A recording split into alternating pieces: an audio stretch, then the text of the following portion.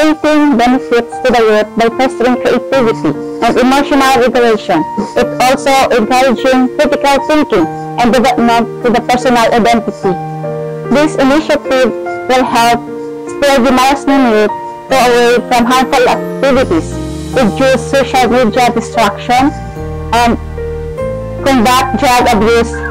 Ang ari ko dito isubong sir para mabalaan ko kung ano balang inyong advocacy nga grupo sa paano ini makabulig sa ating komunidad sir. Hi, ako gali si Vincent Kyle Lablo, 32 years old, art director sa Pintaaya.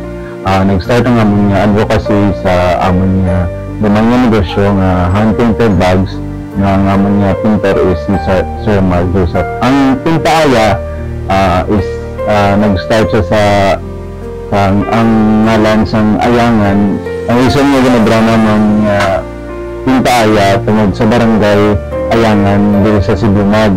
So, may ara kami nga matamit yung membro ng mga kabataan.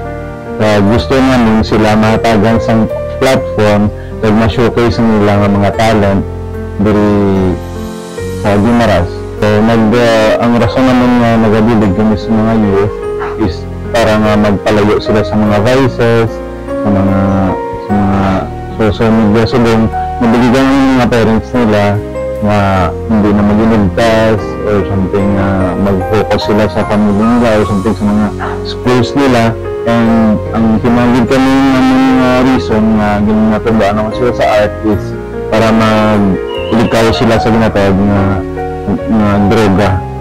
So, ang Pintaaya is ginabaligan naman siya sa ating government na like BPI, PEDO, ang Provincial Economic Development, sila ang nagbulig sa amon art fair kami last time.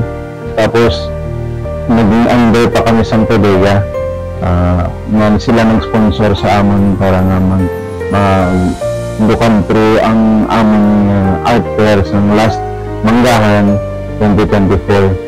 So sa sulong sige nanggapa naman ang amon nga buluhaton o librahon nga pang encourage na naman ng kabataan nga sila sa art, mag-focus sila sa art or something.